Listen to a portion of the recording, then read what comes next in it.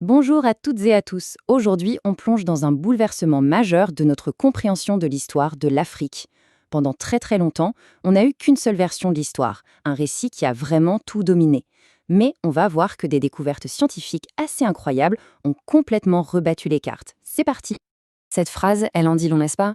Elle capture parfaitement la mentalité européenne du 19e siècle. L'idée d'un continent un peu endormi, passif, sans histoire propre, qui attendrait une étincelle venue d'ailleurs. C'est vraiment sur cette idée-là que toute la recherche de l'époque va se construire. Et cette idée reposait sur une conviction qui paraissait simple. Les réalisations culturelles en Afrique, que ce soit l'agriculture, l'élevage ou autres, ne pouvaient pas avoir été développées sur place. Pour les historiens européens de l'époque, c'était forcément le résultat d'apports extérieurs, de vagues de migration successives venues d'Asie. Et attention, ce n'était pas juste une vague impression, hein. Cette idée a été théorisée, systématisée pour en faire une véritable doctrine scientifique. C'est notamment l'œuvre de savants allemands. Il faut savoir qu'à cette période, bien avant les autres puissances coloniales, l'Allemagne était vraiment la plaque tournante des études africanistes. Alors, cette doctrine, elle a un nom, c'est l'hypothèse hamitique. Et c'est là qu'on voit un préjugé se transformer en une théorie pseudo-scientifique qui va dominer la pensée occidentale pendant des décennies. Mais alors, c'est quoi exactement cette théorie hamitique? Eh bien, en gros, l'idée, c'est que tout progrès, toute innovation en Afrique serait l'œuvre d'un groupe de peuples jugés supérieurs, les Hamites, qui seraient venus d'Asie. C'est une vision qui s'inspire directement de la philosophie de Hegel, qui faisait le tri entre les peuples historiques, ceux qui font l'histoire, et les peuples non historiques. Et bien sûr, l'Afrique subsaharienne se retrouvait dans la deuxième case. Et ça va même très loin, cette théorie a été déclinée de façon hyper détaillée. Le géographe allemand Stuhlmann, par exemple, a imaginé tout un scénario en 5 grandes vagues de migration. La hiérarchie est flagrante. À chaque nouvelle vague, un groupe venu d'Asie, jugé plus avancé, arrive et apporte une nouvelle couche de civilisation. Le point central de ce modèle, c'est que toute innovation est vue comme extérieure. Rien, absolument rien ne naîtrait en Afrique même. Et c'est là qu'on arrive au tournant. Et si tout cet immense château de cartes intellectuelles, si détaillé, si influent, était en fait construit sur du sable? Et si le point de départ de toute l'histoire humaine se trouvait à l'exact opposé de ce que ces théories affirmaient? On arrive maintenant au moment où tout bascule. Et ce qui va faire tomber ce vieux récit, ce n'est pas de la philosophie, non. Ce sont des preuves bien concrètes, des preuves matérielles sorties de la Terre par les paléontologues et les archéologues tout au long du XXe siècle. Le premier grand choc, c'est en 1924, avec la découverte de l'Australopithèque.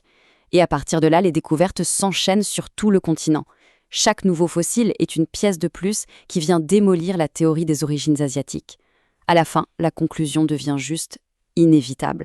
L'aventure humaine a commencé en Afrique. Cette citation du paléontologue Camille Yarambourg, elle résume tout. L'Afrique n'est pas juste un continent qui aurait reçu l'histoire, c'est le berceau de l'humanité.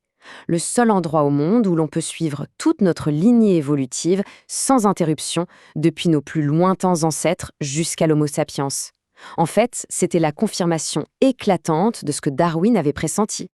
D'accord, donc l'humanité est bien née en Afrique. Mais qu'en est-il de la culture, de la technologie? Est-ce que ça a été importé comme on le pensait? Voyons ce que les preuves archéologiques nous racontent. Alors ce chiffre, moins 13 000, c'est la date approximative à laquelle on récoltait et on préparait déjà des céréales sauvages dans la vallée du Nil. Et ça, c'est 4 000 ans, je répète, 4 000 ans, avant le fameux croissant fertile du Proche-Orient, qu'on a longtemps vu comme le seul berceau de l'agriculture. L'innovation n'a pas été importée, elle était déjà là. Et ce n'est qu'un début, les découvertes s'empilent et elles dessinent toutes le même tableau. On a de la poterie qui date de 8 000 ans au Sahara, des vêtements en cuir de 9 000 ans, et puis cet art rupestre saharien absolument incroyable qui nous montre des scènes de la vie quotidienne, de la domestication du bétail. Tout ça nous parle d'une histoire foisonnante, locale et entièrement autogénérée. Ce tableau, il résume tout. C'est un renversement de perspective à 180 degrés.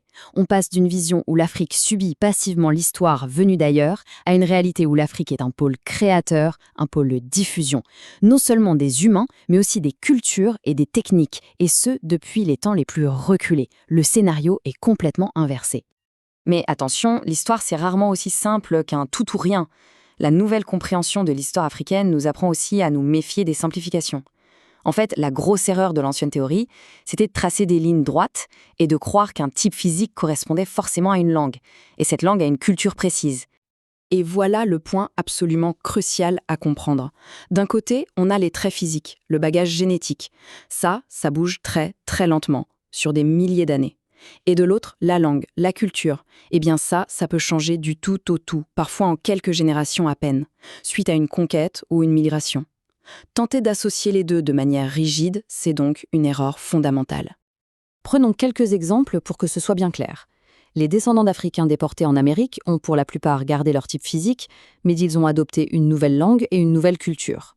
À l'inverse, au Maghreb, beaucoup de peuples ont adopté la langue et la culture arabe, mais leurs traits physiques sont restés très proches de ce qu'ils étaient avant.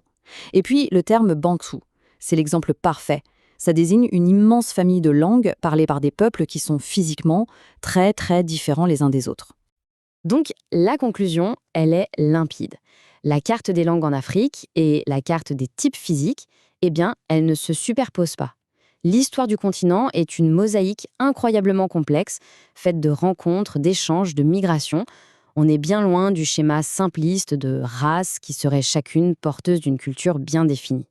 Finalement, cette nouvelle vision de l'histoire africaine nous oblige à repenser l'histoire humaine dans son ensemble. Elle nous pousse à laisser tomber les récits trop simples pour enfin embrasser la complexité, la richesse des interactions qui nous ont tous façonnés. Du coup, ça nous laisse avec une question fondamentale pour la suite. Maintenant qu'on sait que les anciennes cartes étaient fausses, quelles sont les nouvelles questions qu'on doit se poser pour vraiment comprendre l'immense et fascinante mosaïque de l'histoire humaine ?